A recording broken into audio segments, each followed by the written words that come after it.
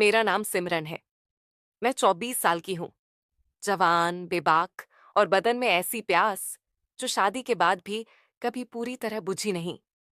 मेरी छाती भरी हुई है, कमर पतली और नजरें ऐसी कि मर्द एक बार देख ले तो भूल ना पाए। शादी रोहन से हुए सिर्फ 1 साल हुआ था। रोहन बहुत अच्छे इंसान हैं, लेकिन उनका बिजनेस उन्हें हमेशा बाहर रखता है। महीने में 20 से 25 दिन वह टूर पर रहते हैं। जब घर आते हैं तो थक कर सो जाते हैं। उनकी बाहों में वह जोश, वह तीव्र गर्माहट जो पहले थी, वह अब कम हो गई थी। मेरा बदन तरस रहा था किसी मर्द के मजबूत स्पर्श का, किसी की गर्म बाहों का। घर बड़ा और शानदार है, लेकिन अंदर से सुनसान। रोहन की मां गुजर चुकी हैं। घर में सिर्फ मैं, रोहन और मेरे ससुर शिवराज जी रहते हैं। शिवराज जी 52 साल के हैं, लेकिन उम्र का असर बिल्कुल नहीं। रिटायर्ड आर्मी ऑफिसर, चौड़ा सीना, मजबूत बाजू, लंबा कद, सफेद दाढ़ी में एक अलग मर्दानगी। उनकी आंखें गहरी हैं, आवाज भारी और गर्म। जब वह मुझे देखते हैं तो लगता है जैसे अंदर तक पड़ रहे हो। शुरुआत में सब सामान्य था। वह मुझे बहू कहते, मैं उन्हें ससुर जी। लेकिन रोहन के ज्यादा बाहर रहने से घर में ज्यादातर मैं और शिवराज जी ही रहते। एक दिन जबरदस्त गर्मी थी। मैं किचन में ठंडा शरबत बना रही थी। शिवराज जी अंदर आए, सिर्फ लुंगी और बनियान में पसीने से तर। उनका चौड़ा सीना चमक रहा था। बोले, बहू कुछ ठंडा पिलाओ ना, गला सूख रहा है। मैंने गिलास बढ़ाया तो गलती से शरबत उनकी बनियान पर गिर गया।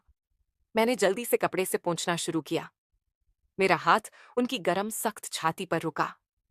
उनकी धड़कन तेज थी। वो मेरी आंखों में देखते रहे। धीमी गहरी आवाज में बोले, बहू तुम्हारा हाथ भी तो बहुत गर्म है, या मुझे ही आग लग रही है? मैं शर्मा गई, लेकिन हाथ नहीं हटाया। उस पल में कुछ देर हम ऐसे ही खड़े रहे। उस दिन से उनकी नजरें बदल गईं। कभी किचन में पीछे से गुजरते हुए मेरी कमर पर हाथ रख देते, कभी रात को मूवी देखते वक्त मेरे बगल में बैठ जाते, कंबल के अंदर हाथ मेरी जांघ पर रख देते। कभी सुबह मेरे कमरे में आते और बेड के पास खड़े होकर मुझे देखते रहते, जैसे मुझे अपना बना लेना चाहते हो। मैं रोकती नहीं थी, क्योंकि रोहन की गैर मौजूदगी में मेरा बदन तरस रहा था। शिवराज जी की नजरें, उनका मजबूत बदन, उनकी गहरी आवाज, सब कुछ मुझे बेचैन कर रहा था। एक रात रोहन फिर टूर पर गए। घर में सिर्फ हम दोनों थे। उस रात रोहन फिर टूर पर थे। घर में सिर्फ मैं और ससुर जी थे। बारिश बहुत तेज हो रही थी। बिजली कड़क रही थी और अचानक पूरी लाइट्स चली गई। घर में घूप अंधेरा छा गया। मैं अपने कमरे में लेटी थी। दिल तेज धड़क रहा था। नींद नहीं आ रही थी। ससुर जी की वह नजरें, उनका स्पर्श, उनकी गहरी आवाज, सब याद आ रहा था। मेरा बदन सुलग रहा था, जैसे सालों की प्यास एक साथ उबाल मार रही हो। अचानक दरवाजा खटका। ससुर जी अंदर आए, सिर्फ एक पतली बनियान और लुंगी में। उनके बाल गीले थे, बदन पर बारिश की बूंदें चमक रही थीं। वो बेड के पास आए और धीमी भारी आवाज में बोले, बहू नींद नहीं आ रही? अंधेरे से डर लग रहा है क्या? मैं बेड पर बैठ गई।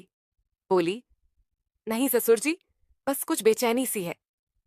वो मेरे बगल में बेड के किनारे पर बैठ गए। कमरे में सिर्फ बाहर की हल्की रोशनी थी। उन्होंने मेरा हाथ पकड़ा और बोले, सिमरन, मैं जानता हूं तुम क्या महसूस कर रही हो। रोहन तुम्हें वह नहीं दे पाता जो तुम्हारा हक है। मैं तुम्हारी आंखों में वह प्यास देखता हूं जो मुझे भी जला रही है। मेरा दिल पागलों की तरह धड़कने लगा। मैंने हाथ नहीं छुड़ाया। बोली, ससुर जी यह गलत है। वो मेरे और करीब सरक आए। उनकी सांसें मेरे चेहरे पर लग रही थीं। बोले, गलत सही की परवाह कौन करता है बहू, जब बदन की आग बेकाबू हो जाए। मैं तुम्हें देखता हूं तो खुद पर काबू नहीं रहता। तुम इतनी गर्म हो, इतनी प्यासी कि मुझे रातें नींद नहीं आती। उन्होंने मेरा हाथ अपनी छाती पर रख दिया। उनकी धड़कन मेरे हाथ के नीचे पागलों की तरह धड़क रही थी। मैंने हाथ हटाने की कोशिश की, लेकिन वो नहीं हटा। वह मेरे कंधे पर सर रखने लगे। मैं रुक गई। उनकी गर्म सांसें मेरी गर्दन पर लग रही थीं। बदन में सेंध दौड़ रही थी। कुछ देर ही हम चुप रहे, सिर्फ बारिश की आवाज और हमारी तेज सांसें। फिर वह मेरे कान के पास आए और फुसफुसाए, बहू बस एक बार मुझे कस के गले लगा लो, मैं तुम्हारी प्यास बुझा दूंगा। मैं चुप रही। वह धीरे से मुझे अपनी मजबूत बाहों में भर लिया। उनका चौड़ा सीना मेरे बदन से सटा हुआ था। मैंने भी आंखें बंद करके उन्हें कस के पकड़ लिया। उनकी छाती मेरे सीने से दब रही थी। दिल की धड़कनें एक दूसरे से टकरा रही थीं। उनकी बाजू मेरी कमर पर कसी हुई थी, जैसे मुझे कभी छोड़ना ही ना चाहते हो। हमारी सांसें और तेज हो गईं। वो मेरे बालों में उंगलियां फिराते हुए बोले, सिमरन, तुम कितनी नरम हो, कितनी गर्म। मैं तुम्हें पूरा महसूस करना चाहता हूं। मैंने उनकी पीठ पर हाथ फेरा। वो और कस के मुझे दबाने लगे। उस पल में दुनिया सिर्फ हम दोनों थे। वो मेरे माथे पर, गाल पर, गर्दन पर होठ रखते गए। मेरा बदन कांप उठा। मैंने रोती हुई आवाज में कहा, ससुर जी, बहुत बड़ा है आपका, प्लीज आहिस्ता कीजिए, मैं मर जाऊंगी। वह रुके नहीं। उन्होंने मुझे और जोर से अपनी बाहों में कस लिया। हम देर तक एक दूसरे में खोए रहे, बहुत करीब, बहुत गहरा, बहुत तीव्र। उस रात के बाद मैं और ससुर जी एक दूसरे से दूर नहीं रह पाते थे। दिन में जब घर खाली तब होता, वो मेरे पास आ जाते। कभी किचन में पीछे से आकर मुझे अपनी मजबूत बाहों में जकड़ लेते और कान में फुसफुसाते, सिमरन, तुम्हारी यह प्यास मुझे भी जला रही है। मैं तुम्हें हर पल महसूस करना चाहता हूं। मैं शर्मा जाती, लेकिन उनकी बाहों में पिघल जाती। उनकी चौड़ी छाती मेरे पीठ से सटी होती। उनकी सांसें मेरी गर्दन पर लगती और मेरा बदन कांप उठता। एक दिन रोहन फिर 10 दिन के विदेश टूर पर गए।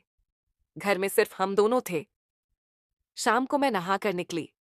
लाल रंग की पतली साड़ी पहनी थी, जो मेरे भरे हुए बदन से चिपक रही थी। बाल गीले थे, खुशबू फैली हुई थी। ससुर जी लिविंग रूम में बैठे थे। मुझे देखते ही उनकी आंखें जल उठीं। वह उठे और मेरे पास आए। बोले, बहू, तुम आज मौत लग रही हो। मैं खुद को रोक नहीं पा रहा। मैंने कुछ नहीं कहा। वो मेरे सामने खड़े हो गए। उनकी नजरें मेरे चेहरे से नीचे सरक रही थीं। उन्होंने धीरे से मेरी कमर में हाथ डाला और मुझे अपनी तरफ खींच लिया।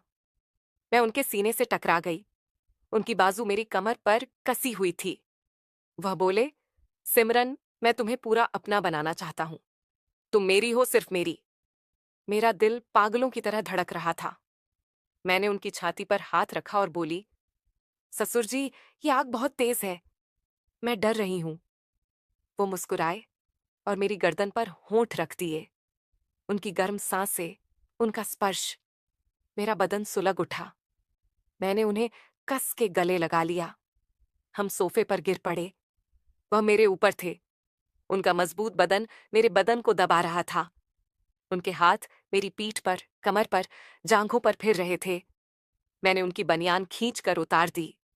उनकी चौड़ी छाती, सख्त मसल्स मेरे सामने थे। मैंने उनकी छाती पर होठ रख दिए। हमारी सांसें मिल रही थीं। वो मेरे कान में बोले, सिमरन, तुम कितनी नरम हो, कितनी गर्म। मैं तुम्हें कभी नहीं छोड़ूंगा। मैंने आंखें बंद कर लीं। हम बहुत करीब आ गए थे, बहुत गहरे, बहुत तीव्र।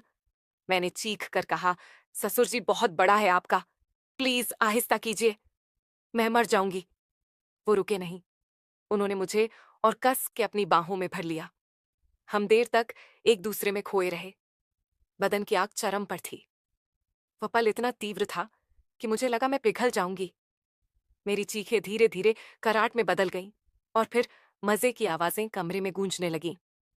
उस शाम के बाद मैं और ससुर जी पूरी तरह एक दूसरे के हो चुके थे। रोहन के बाहर रहते हम हर पल एक दूसरे के लिए जीते। सुबह उठते ही ससुर जी मेरे कमरे में आते, मुझे बिस्तर पर ही अपनी मजबूत बाहों में भर लेते। दिन में जब मन करता, किचन में, सोफे पर, छत पर हम करीब आ जाते। उनकी चौड़ी छाती मेरे बदन से सटी रहती। उनकी गर्म सांसें मेरी गर्दन पर लगती। उनकी बाजू मेरी कमर को कस के जकड़े रहती। मैं उनके स्पर्श में खो जाती।